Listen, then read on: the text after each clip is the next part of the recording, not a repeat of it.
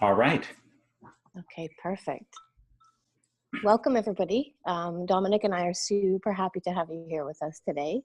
The purpose of this is just to have a really fun and engaging conversation. And I think that Dominic said that party pants were required for this. Welcome, everyone. I'm excited to be on this call with you, and it looks like we've got a group of people who were interested in our topic and about how it is that we create.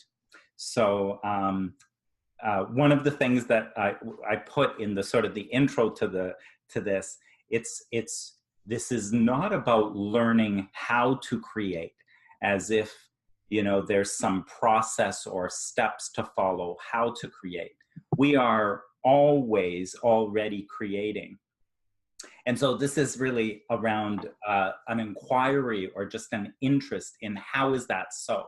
How is it that we are creating our reality and our experience? So that's, I put that in, and that's a bit of context. It was interesting because a couple of days ago, I also got this, I subscribe to Abraham Hicks' daily quotes. I don't know if other people do, but there was a daily quote a couple of days ago that I thought was perfect for this call. And it said, if you had one goal and that was to feel good, you would never again need to hear another word from anyone about any of this. So this really gets to that there is nothing to learn, nothing you don't already know. Life works in this way. We are always creating our own reality. And you could be interested in exploring that. If you're like me, I'm very interested in exploring that. I'm just curious about it. It's like, how does that work? How can that be? And it doesn't matter whether you are or not. You don't need to be. It doesn't alter the fact that that is what's happening all the time. So I just kind of wanted to start off with that. So if that's all you heard and you were to drop off the call now, you should rest assured that everything is good. You're okay. And that you'll be able to go on from here and it'll all be fine. So there's nothing missing to start with. That's a great introduction, Dominic. I get the quotes as well, and I love that one. And it's true. It's just one of these things. I think the message that's kind of comes across in all of the teachings is just really about living your life and embracing the joy in life. Cool. So I want to be more sort of speaking to what people are interested in, or maybe even from the podcast. If you heard that beginning podcast, you may have questions. There may have been things that were either unclear or confusing. So I would love to be able to engage that way. And you can either write questions in, or better yet, I'd love to hear from you directly, and we can interact. I'd love to ask something, if that's okay. Oh, yes. Yeah, it's around the kind of hidden, it feels like hidden core beliefs that are operating kind of my response to situations without me even necessarily knowing it. So it feels like old kind of messages quite often from childhood. I don't know, maybe don't be too demonstrative, don't be too, don't let people see you having too much fun, that kind of thing. I'm just picking that out of the air. And it feels like that's kind of operating in the background and can cloud that kind of natural, what you were talking about, that natural kind of joy and exuberance for life. So I'd love you to talk a bit more about that. Yeah, when it, so oftentimes we'll worry about that. We'll worry about what's in my subconscious, or what's, something that's happened to me in the past that might be affecting me now, like all of that. And so Abraham Hicks will say, your point of power is in the present. Your point of power is now. So really, it's about, there's no necessity to kind of go back and look for anything or to try to diagnose anything or figure anything out. Because if you are right here, right now, it's all available to you now. If anything happened when I was 3 years old, it affects me now because I'm thinking about it now. By the way, anything that happened to me when I was 3 years old would have been such a minor player today in my experience, unless, of course, I spoke about it, 40 years ago, and then continued to speak about it 30 years ago, and then spoke about it 20 years ago, and 10 years ago, and yesterday, as I continue to refresh and update that thought and that vibration and that feeling in me, then today it would be a factor. But the part about that is that it's not a hidden factor. It is an obvious and apparent factor to me right now.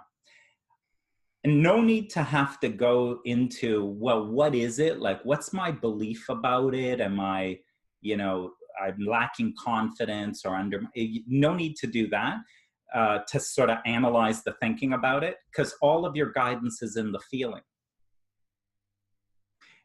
There's a lot of people on the call who understand 3 principles. And so you already know that your thinking is always felt.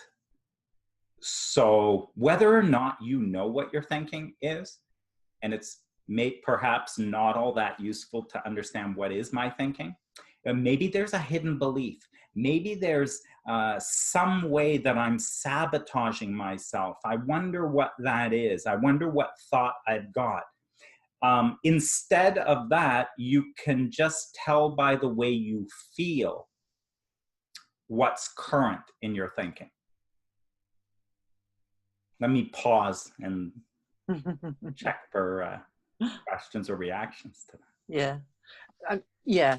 I'm kind of with you. It's funny, there's something I'm almost not seeing here. And I mean, as you know, I've been around the principles for a while, and it's lovely sort of, for me, getting the law of attraction back into my experience, because I was kind of looking at it quite closely about 10 years ago. And there's something about that feeling, that the feeling of joy can be so unfamiliar to a lot of people. So I think it's not even giving the feeling a meaning, it's getting back in touch with what that feels like, I suppose, starting to recognize that feeling again. Does that make sense? So it's kind of almost like a waking up to that felt experience. Yeah, and what I'd add, and caring about it. Yeah. So that I am, with all of this is like, there's such a fine-tuned sort of bit of balance to it, right? That it's not I'm obsessed with it. Abraham says you want to prefer your joy. It's kind of funny. I love the sort of when Abraham gives you these instructions, or the what to do. Prefer your joy, as if you could do otherwise. But the thing about that is, wake up to that. So wake up to preferring your joy. So preferring what makes me happy. And why is that important? Because sometimes in 3 principles, we're told, don't worry about your feeling. You can kind of ignore all that, and they're passing. Everything is passing, right? So that's kind of, some of how that goes. But and then it's kind of interesting, because then also we learn that, but there's guidance in your feeling. So there's guidance in your feeling, there's information in the feeling. So it's a little bit like, that. I mean, I'll just add that I like that part of it. I like the fact that there feels like there's something to do, because that makes it more interesting for me. The kind of noticing, the kind of following the feeling. What I was hearing for a while, I think, in the principles was, there's nothing to do, it will pass. sometimes I was even hearing, just wait, it will pass. And I could wait for days. That's what it felt like. Just kind of, you know, drumming my fingers. Whereas this kind of feels like, it's just language, but it feels like there's a choice point of, actually, I don't want to, I'm not going to feel like this. And that thought, that's new thought occurring to me to look in a different direction. But I kind of like that. It feels more alive to me than that kind of sort of passive state, I suppose, of just almost like feeling a victim to thought. So it feels like I'm more engaged in the process. I'm more alive, I suppose. Yeah. And I'll hear like prefer your joy as a descriptor of the obvious. It's sort of like common sense. And, you know, when it comes to choice, how would I have a choice not to? Mm-hmm. Now, isn't that a beautiful design? That we're designed in a way that will guide us and nudge us always toward what's good, what our well-being, what's desired. And it's always nudging that way. And by the way, if you were going to do anything, the doing would be to interfere with that. So to prefer happiness requires no doing. You would find yourself preferring happiness. The interference with that is to say, but I can't do that. You can't just be happy all the time. There's also sometimes you need to be serious, and there's hard work to do, and there's other things. And all of that interference will come in and sort of now justify a lot of other, you know, ways of being or things to do. But notice that that's the doing versus when it's not doing, you're naturally pulled in a particular direction. Yeah, lovely. Yeah. Thank you. Yeah, cool. I think in the podcast, I can't remember if it was the first or second conversation that we had, we talked about dissonance and resonance. And, you know, from psychology, it's cognitive dissonance. It's like when something feels right or not right and following that feeling. So I think, Mandy, for you, if sometimes, if you're struggling with something and it's just like, there is joy is there, following that. If you can get glimpses of that and following that, that's following something that feels good. Because there is huge information in the feeling. Yeah. And I think there's feeling right and there's feeling familiar, and I can really see a difference there. I mean, I'm just going to see my mum tomorrow for a week, and she definitely, her familiar state is worry and upset, and it's almost like she's working hard to stay in that state. I can see that's what's happening, and it looks as if she's choosing the familiar because that feels safer. I don't know if that makes sense. I have a client that I work with who is uncomfortable if he's not worried. Yeah. So, you know, and I work with him related to business and achieving goals and that kind of stuff. And so worry, it's the way, it's kind of all rigged up that worry will get me into action so that I make sure that I achieve what I need to achieve. And so to sit back and do anything other than that is very uncomfortable. Yeah. And so it's kind of wired up a particular way. Mm-hmm. Yeah. So then when we say we kind of naturally go for joy, that's our natural state. But I can see some people would actually resist that because of the discomfort. Yeah. So the worry state or dissonant states are resistance to the way life is. Okay. Yeah. It's kind of to the best in you, the best version of you. Mm-hmm. And so you don't trust that. And so in order for me to make sure I'm okay, I've got to work hard, but I don't see that I will work hard. So I need to worry and frighten myself. Because if I could frighten myself, I won't sit at home. I will then get in action and do stuff. And then I know that from the action that I will be able to achieve what I need to achieve. So there's a kind of, that's all created, self-created. And that's why I'm saying that part is resistance to what's innate and natural. Right? Yeah. So it's kind of interfering with. Yeah, makes sense. Yeah. Thank you. Something that came to mind when you were talking is that there's I also follows I Am the Word, and I think I've signed it also in Access Consciousness, that I choose to see things differently. And it's a bit like the Einstein thing now, not him or Wayne Dyer. No, when you look at things, when you change the way you look at things, the things you look at change. And when you just say, I choose to see things differently, or to see it from my true self, sometimes things do change. It's the same situation, but the way you look at the same situation is not quite the same. Right. That, and there's something in that which is very true about that you'll only see what you're looking for.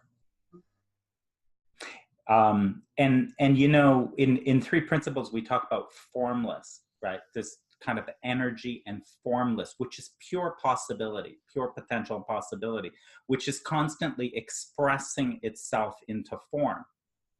So you stand back, you could look at a forest and you'll just see like a green, like whatever, right?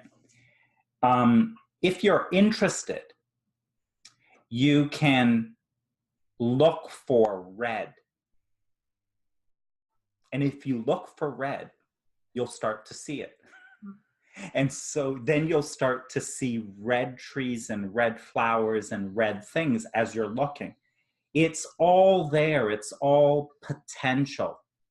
It's all available.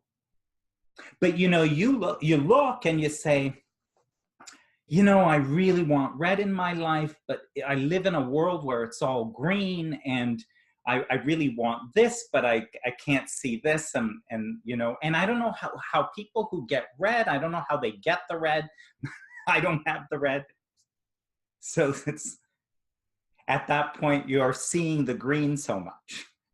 It's overwhelming.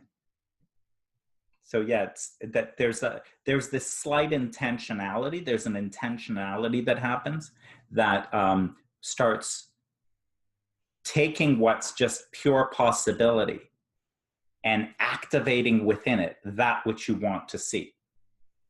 So there's something to that about how it is that we create reality. It's coming from an intention or a way of looking for. We see what we're looking for. It's a very common sense stuff. You'll only be able to see in the direction you're looking. Isn't that obvious? So then you sort of say, oh, how does this create reality thing work? I don't understand how this is working. Well, it's working all the time. You don't need to do anything.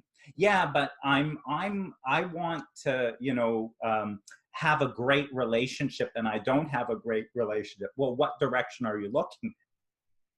You'll probably be able to speak about the terrible relationship and why it's bad, or I don't have one, or I can't find one, or there's not enough out there. So looking in the direction of the absence of it, there's plenty of evidence you can find. All of that is lit up and activated in this field of pure potential and possibility. And so there's the tricky part. It's currently activated, I see it. So I keep looking at it, and I keep remaining tuned into it. So I keep creating more of it, and I remain tuned into it. And so all I'm doing is regurgitating thought. I keep regurgitating the same reality that is out there. And it's easy to do because there's two things about it. One, that's really easy. And two, this is where law of attraction will just keep bringing you more of it. So it gets more real and more real. You know how hard it is? Look how hard it is to find what I'm looking for. This kind, and by the way, I just read an article with the statistics that this really is a rare thing. And that's not me making it up. There's actual statistics for it. How do you think you even came across that article? More evidence, more evidence. And this is the part of once we tune into something, then there's a principle, law of attraction, universal law of attraction, that will bring us more thought like it. It will bring more form like it and make it bigger and bigger and bigger and denser and denser and denser.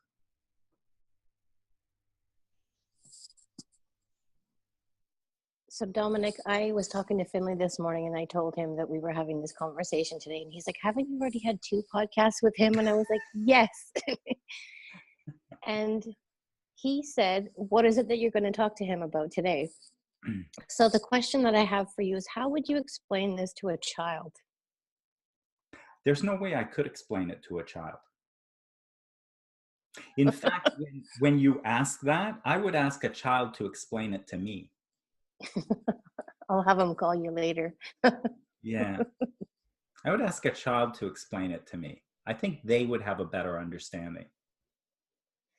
I think they have a really good understanding of energy and how, like, the feeling, like, and that's when I'm talking to Finley, it's always about how something feels in his body, whether it feels good or it doesn't feel good. Like, if he makes a decision about something in the playground, you can feel when the choice is right, a good one or not.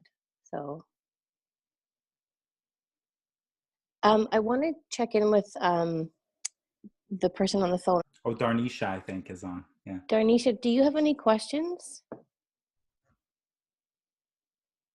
Yes. Thank you. Mm-hmm. What I'm curious about is, how do you approach creating your own reality when you're in a close friendship with someone who's been diagnosed with a very aggressive stage 4 cancer? And I know it's not words that teach, it's life experiences. But is there anything I can offer that person to help them see this from a broader perspective, as opposed to from a perspective that is maybe what I think Abraham would call flawed?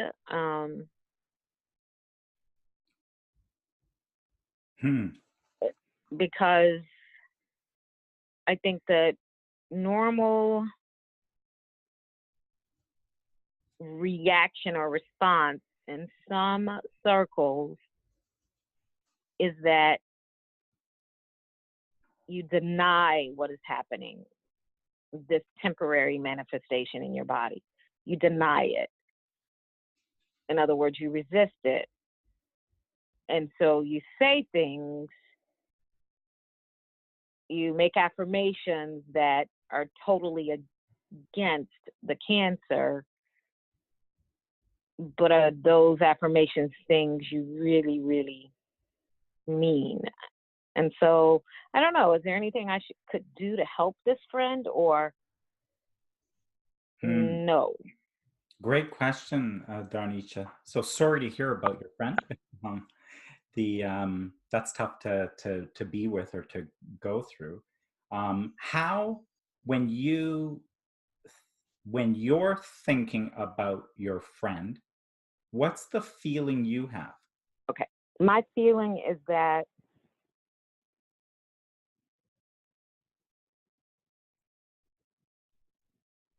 if oh boy, if she doesn't reach for something more than what she currently knows and practices, that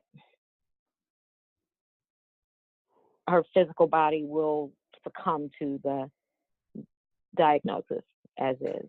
Yeah, and so if we take the emotion as, when you think about your friend, do you feel good or bad?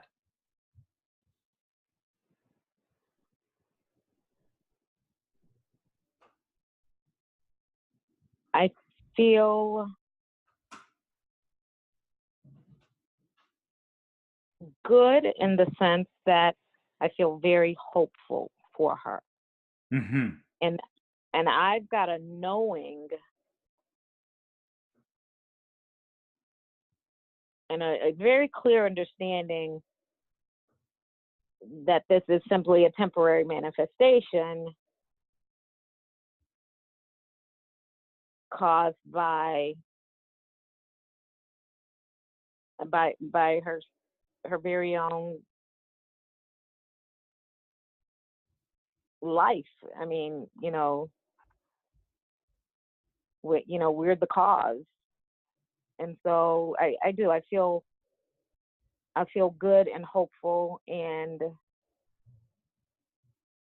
I feel very respectful as well to her belief system and what keeps her in alignment in her way, because nobody's way is wrong per se, obviously. And so I feel good and respectful, and I often smile when I think of her because of that. Does that answer your question? Yeah. So when you think about, we are each creating our own reality, and so you're asking a question about influence. And so what's the influence I have with another person? So you'll never be able to create in another person's experience. So I love your word respect. Always respect what they are creating for Yeah. themselves, because they're the Yeah. ones thinking. They're the ones thinking and having the experience of whatever thinking they're having. And you cannot think for another person. So you cannot Right. think for another person. So, but what the feeling tells you, as I give my attention to that subject, as I give the attention to another person, or I give the attention to something else going on in my life, the feeling, I don't need to analyze my thinking, but just the feeling that I have tells me the quality of my thinking. So when I feel good, clear, joyful, peaceful, then there is a resonance in the way that I'm thinking that is resonant with the best in me, which would say is resonant with my source energy. Yeah. And when I'm thinking, and forget thinking, but when I'm feeling in a way that is worried, fearful, concerned, this is a rougher kind of feeling to it. That feeling is dissonant, further away from the energy of source, of my source. And Abraham, when it comes to these scenarios of helping other people and how to help other people, it's your job is to get yourself straightened out. Because when you're interacting with someone from a place of worry or concern or any of that, you're disconnected from the best in you. And once you're reconnected and feeling peaceful, calm, joyful, hopeful, those kinds of feelings, what you know is you are tuned into, an energy that is flowing to you thoughts and ideas and insights in the direction of your desire.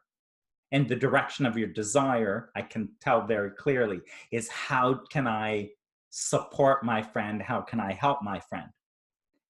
You're in a great position to be thinking of things or having insights or noticing what you can do when you're in that good feeling place.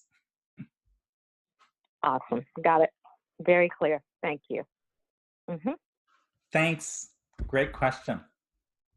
That's such a thing about, and Abraham says, I think on one of the podcasts, I said how we thought, and again, those in 3 principles will know this. So thought is the creator. We create via thought. Thought is what is creating our experience, but feeling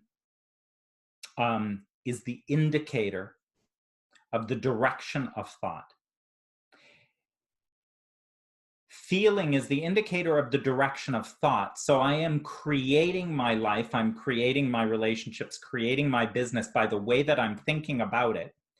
And feeling is the indicator of whether I'm creating in the direction of my desire, my wanted, my best self, from a point of pure desire. Feeling tells me whether I'm creating in that direction or whether I'm in opposition to it. That is perfect guidance. It's like kids, and maybe back to Jessie-Lynn's point, it's like maybe to a child you say, you know, this is like the hot-cold game. Life is telling you all the time, you are in life creating what's going on. And it doesn't seem like it because you're creating with thought and it's all appearing in front of you and it doesn't look like it. But life is giving you, it's like a hot cold game. And so as you feel good and as you feel better, it's saying you're getting warmer, you're getting warmer. That's the direction. That feels better. Notice how happier you are. So the way the creation is going is in alignment with my greatest intentions, the best that I am.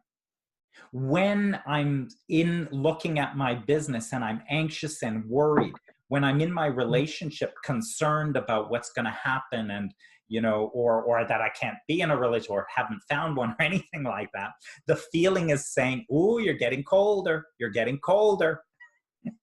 You stay in that direction, you'll get colder. So it's taking you away from what you most want. Yes, Martine. But there are so many people that I see that are so disconnected to what they're feeling. They have no idea what they're feeling or where they're feeling in their body. It's like a total, there's a head and the rest of the body doesn't exist, right? So how do you reconnect them? You know, that is, we have so much going for us. That's why, like, this isn't overcomplicated, right? Here's the good news. There's, you know, and by the way, I think what's important in this as a basis is, if those of you who understand Abraham Hicks, speaks to, you know, source energy is just in 3 principles we would say mind, formless energy. Well, that's like, you know, just everything. By the way, it's who we are, and there's no, you know, we are that too, right? In expression.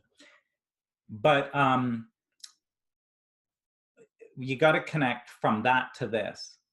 It's like from there, you have to have a bit of background in that you chose to focus consciousness into this physical experience. Something is going on here, which is like,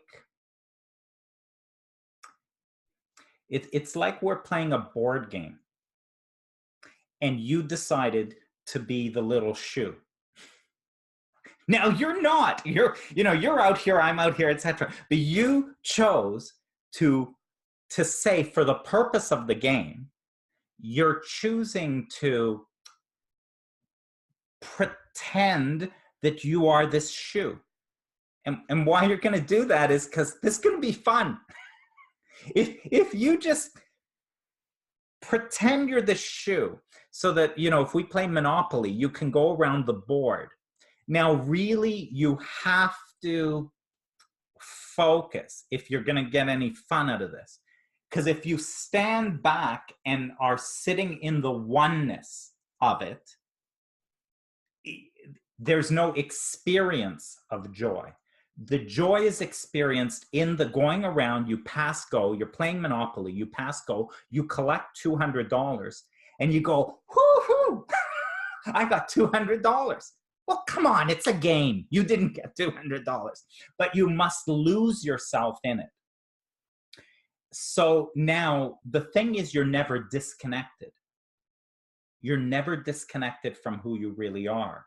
And the guidance you have from your original intention, which is, I will go forth, I will experience and express my being into manifestation.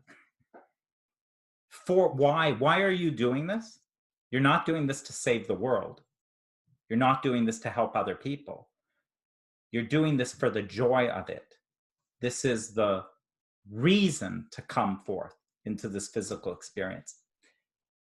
Well, once that's the case, you will never be disconnected from that.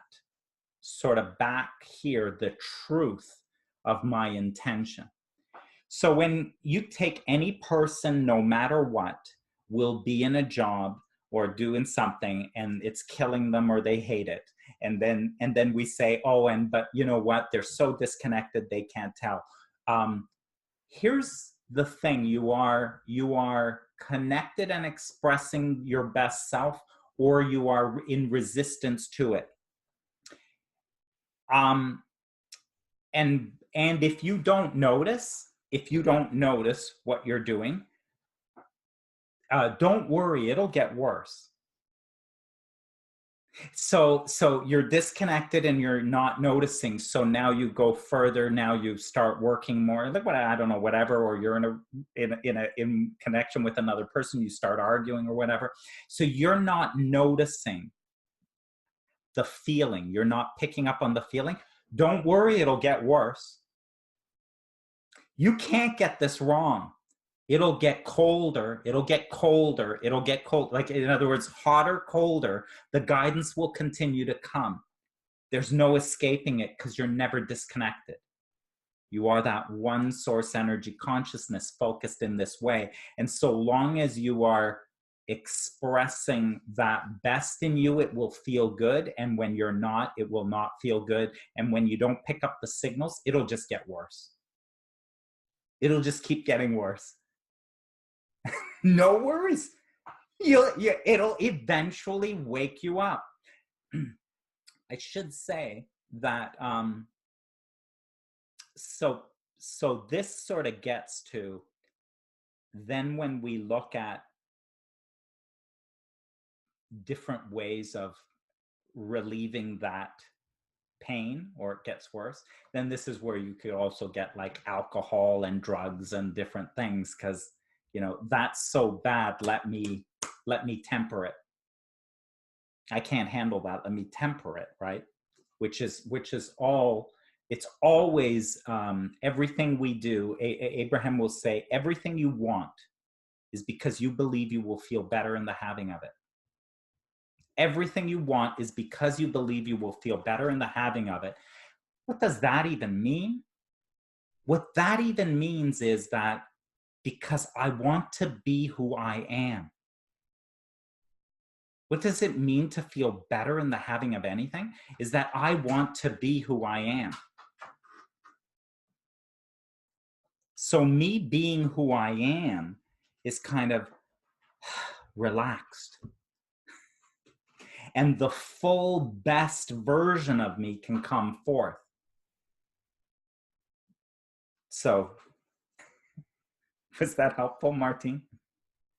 Yeah, just because yeah, most of my clients are like that, so that's why I was asking. And that's I'm trying to point them toward that direction. But yeah, so yeah, it was helpful. Thank you. So get interested, by the way, with clients. Get interested in the feeling and what they want. So it's like what they want and why they want it. The why they want it is, you know, I want more money. I want more. I want more. I want a different job because I'm, you know, not satisfied in my job. Right. So get always interested in. So when you have that, what have you got? I'll just, you know what? Then I will be so self-expressed. You know, at that point, I'll be happy. I'll be way calmer. Now, notice what's said. I will be different. Yeah. I will be different. Something is calling me to be. It's just calling me to be myself. That's all it's doing. Something is calling me to be myself. And here's where thought, Sid Banks said, you know, how there's the contamination of thought. So an energy is calling me to just be me. But, you know, for me to be free, the only way to be free is if I have a certain amount of money. Because otherwise I can't really be full. Like I can't really do what I want. Because you can't. And, you know, if you look around the world, you just can't do what you want. You've got to take care of yourself. And taking care of yourself requires that sometimes you got to do things you don't want. So there's a whole thought and story going on. And what am I looking for? All I'm looking for is what's calling me to be a particular way. And the interference of my beliefs. I'm creating, you know, well, you need hard work, you've got to do whatever, all of that sort of blockage to be that.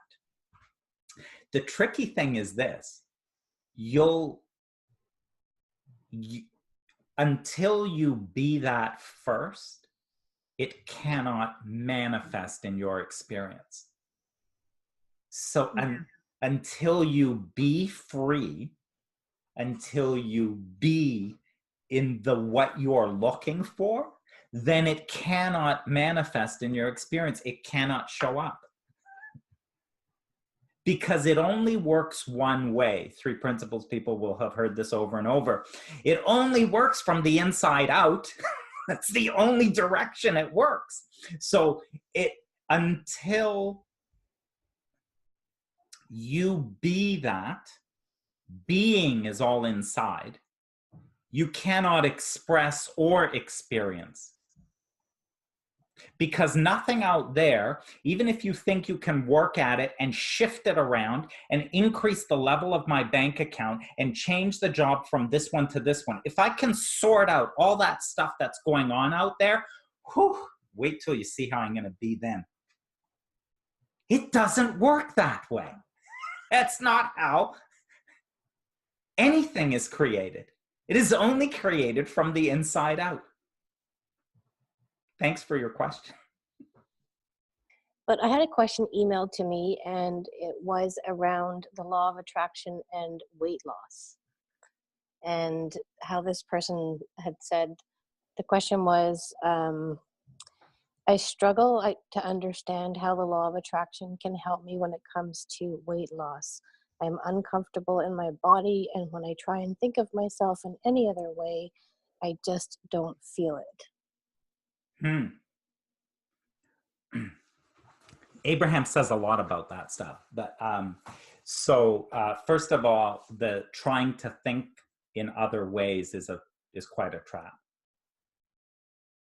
So that's kind of like one thing is trying to think in another way, right? That they are So when it comes to how we're creating our reality,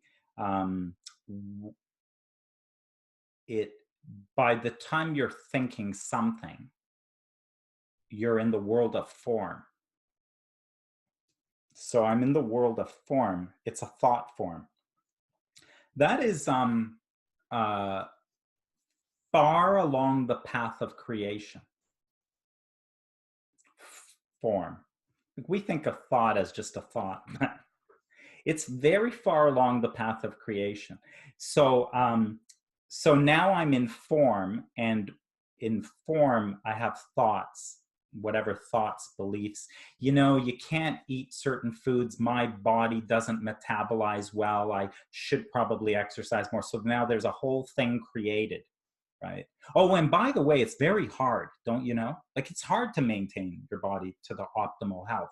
And I know that based on, you know, and I've had these issues, and right. And oh, and by the way, I know a lot of people, they have the same thing. And then they, you know, so there's so much, you are creating so much that is including your physical body. Because your physical body is changing and changing all the time. I forget the numbers on that, but I think within a year, none of it's the same. But even if you went to, you know, how much of it is changing within a day, a week, a month, etc. Like literally, you do not have the same cells you had a year ago and 2 years ago. But it's interesting, we've got the same body. So we keep replacing it with the same thing. So, because again, there's sort of a pattern or a habit of thought. So to try to think different, the problem with that is that I'm already in a created way, how I've created and I'm thinking, and I'm trying to take that model or way of thinking and use that to get out of it. And Einstein said, we cannot solve our problems at the same level of thinking that created them. So thinking's a trap, and trying to change your thinking is a trap. So you've got to feel your way there. So you have to feel your way there. Right? So how do you feel your way there? Well, here's how it would be if I had the body I wanted, how would I feel? If I had the body I wanted, I'd be energized, I'd be much happier, I'd be like, whatever, right? So there's something in the direction of that feeling that would, as I tune into a better feeling, I have access to different thinking than I do in a feeling of, you know, whatever you're trapped in around the reality that's currently created. So there's something about not changing your thinking, but preferring to feel better. And in the preferring to feel better, you are tuning differently. You are focusing differently. And from tuning differently, new thinking can come. Oftentimes, by the way, in creating things too, is you're better off not to think about that subject. Get off the subject. Because the subject, the thinking around it is where you last left it. So you pick it up again, my body and my weight. So you pick that thing up again in the kind of the thought created way that it is. That's how you know it. You don't pick it up as a new body. You go pick up the old thoughts. That's how you see it again. It's the same way when you look at your business. You go pick up that subject, you now look at it. You don't suddenly get confronted by this new business. You're never confronted by this new body. You are confronted by the same thinking that was always there. So every subject is where you last left it. You pick it up and you feel it where you last left it. So leaving it alone is often a great idea too. And so then I change what I'm tuned into. I change the feeling. And by the way, that's not a doing. That's what happens. That's what happens when I now play music. That's what happened as I get more interested in just going outside and, you know, walking or something, is I tune into a different feeling. And the different feeling is access to different thinking. And now when I come back and I look at my business, or I come back in and now suddenly I look at my body or my physical health, I'm coming in from a different tuning that might have access to different insight or fresh thinking about that. That's the way thinking changes. Thinking would change if you'd leave it alone. The trouble with trying to change your thinking is you're using the vibration or feeling you're tuned to try to get out of it, and that's not possible. Alex, did you have a question that you wanted to ask? I just noticed that as you were talking, Dominic, that different words were coming. Like I was thinking higher vibration. You come into a way of being in a higher vibration, which gives me more insight. And I'm just new to this, but as I begin to work with it, I guess, I have that knowing that even though, you know, there's lots of emotion, whatever it is, that if I step back, do something different and come back to it, I will see the experience in a whole different light. And I know that wisdom is there and it will come. So that is, I'm applying to my life more and more.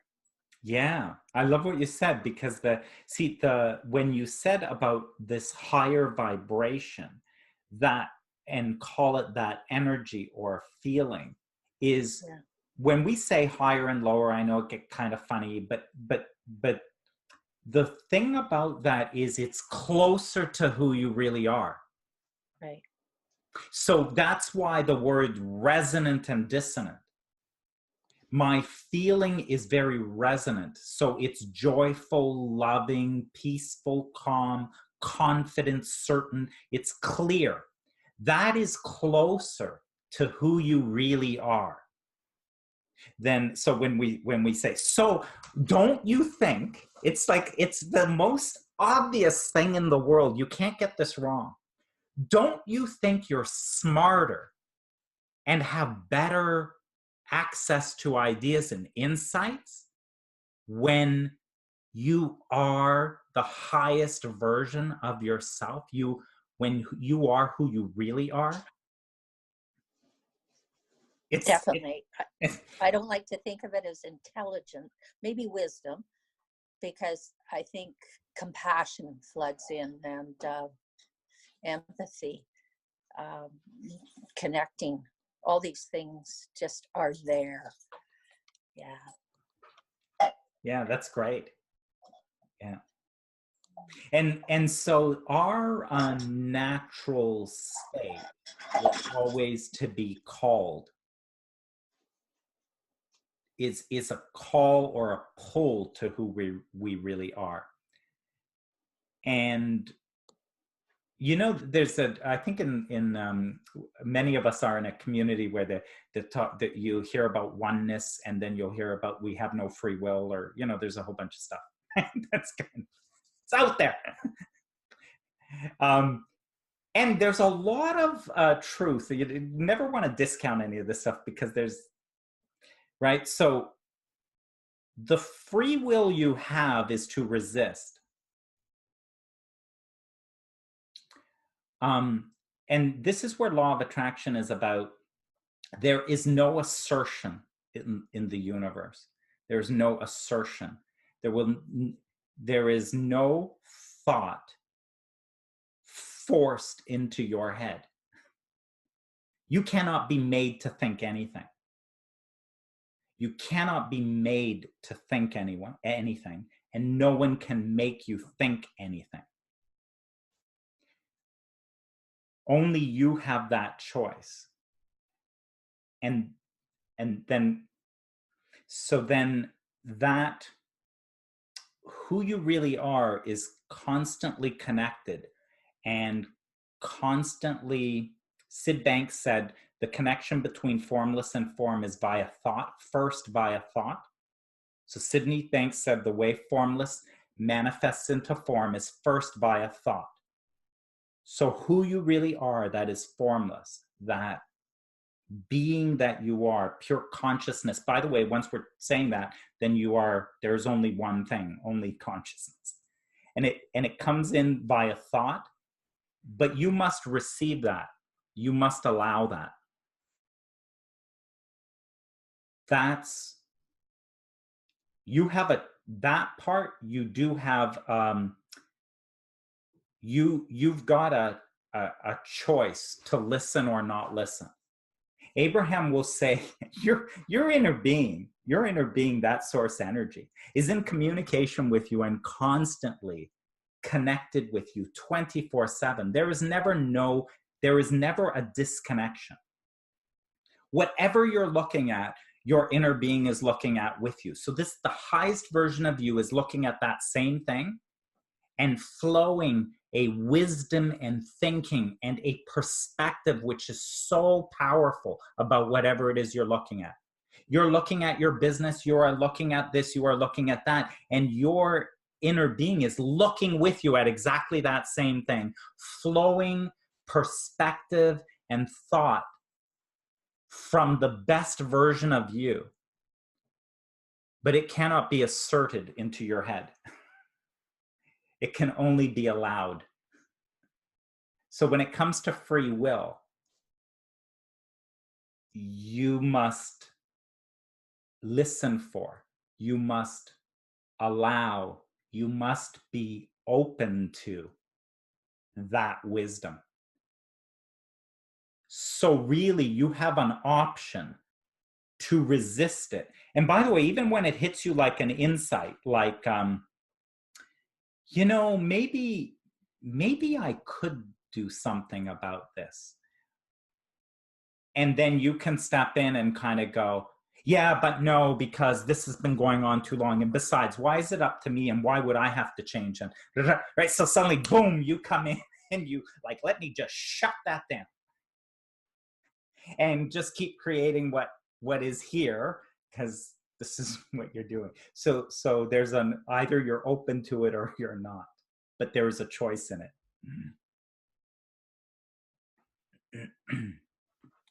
So Dominic, there's another thing that I thought that we could touch on. I'm mindful of time, but what about, we've had conversations, and I think in the podcast you mentioned about receiving. Could you touch on that a little bit? Yeah. In the way we create, reality, Abraham will talk about 3 steps, and living your life, preferences or desire arises, so that you have no choice over. If you go walk down the street, you encounter a homeless person, something will spark in you to, I wish we had, we took better care of people. I wish there was more abundance in the world. You don't have a choice about that. That happens. You walk into a store, you look at your bank account, and your bank account scares you. You're an asking for, a desire for more, for abundance or for planning will happen, and you can't do anything about it. So it's interesting, but the asking we do in the creation, which is in 3 parts, is you ask, it is given, and then you must receive. So we're here, and there's an energetic asking. And that energetic asking is happening. There's not a doing to it. So it's not about, you getting clear and creating vision boards and coming up with all the things that you want. It just happens out of you living your life, right? And so it happens out of you living your life that you want something.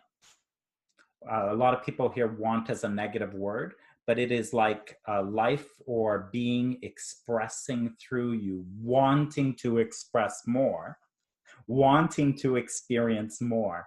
And when you don't, like when you see scarcity, you want abundance. And so that just happens. So that's step one, is an asking. The moment that that asking happens, it is instantly given. So step two is it's given. So the thing is that it's given formlessly. So what you ask for is given as potential and possibility. And Abraham says that there is nothing that you can conceive in this time-space reality that you cannot achieve. So if this time-space reality has arisen within you a desire for something, then that can be achieved. So you ask and it is given instantly. There's no time gap in that.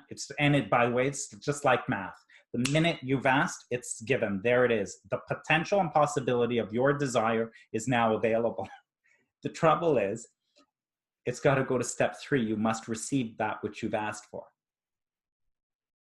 And how you receive that which you've asked for is first by a thought.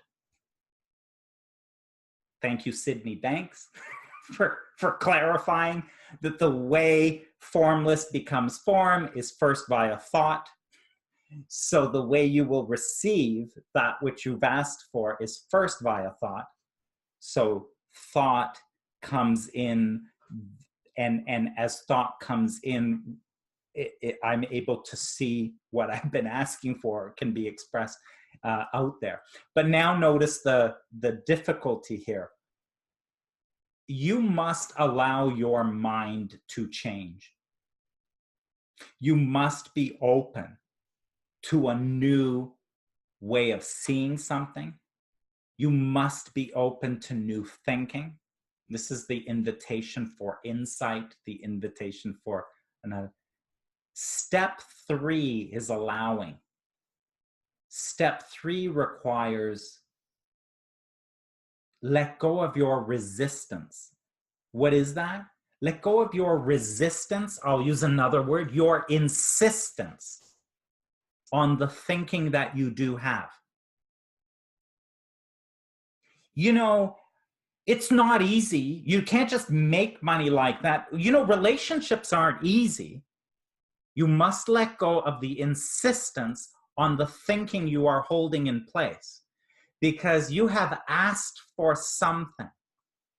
It has been given, and now you must allow it into your experience. And the way it'll come into your experience is first by a thought. So that's the step one, step two, step three. Thank you for that. Can I just say that I love that, because I just kind of changed my imagining of that as something coming to me and I having to receive it. It's actually flowing through me anyway. And that just felt very different to me.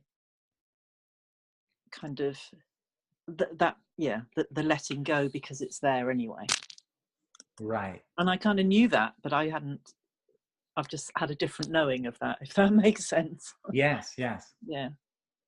I love that. See, nothing can be given to you. This is a weird stuff when people say law of attraction. They're like, oh, so you mean I wish and I want, and then one day I'm gonna open the garage and the car is there. I love the way this works, right? No, because nothing can be given. This is law of attraction, not law of assertion. It's not coming in from outside. You are flowing energy. So nothing can be given to you. It is allowed by you. It is expressed through you. You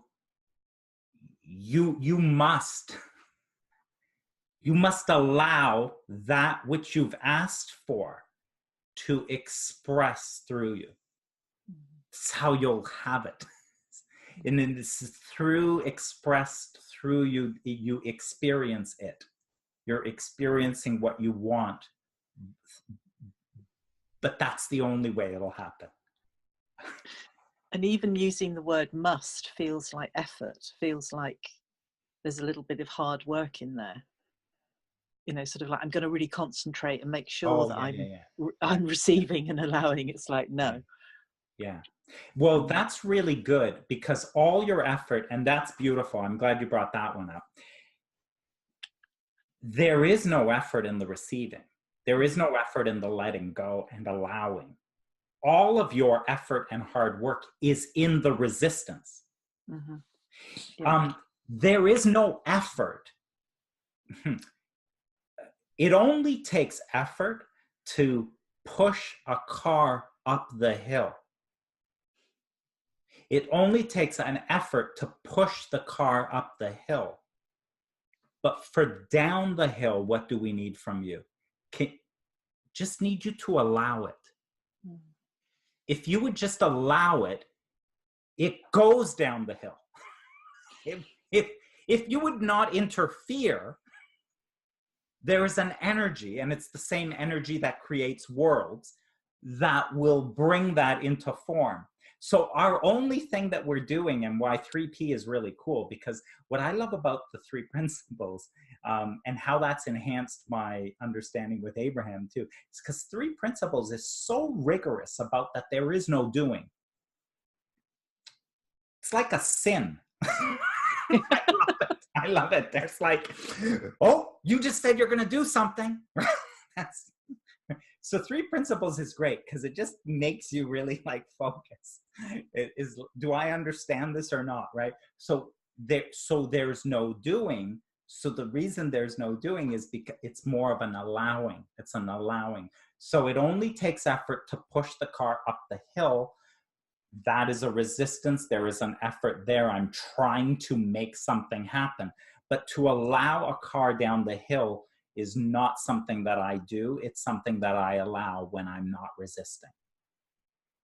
And your creation is the same way.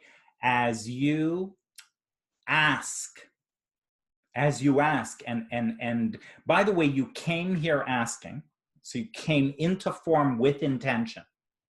Sort of like when you go play Monopoly, there's intention. When you play a card game, you intend to have fun.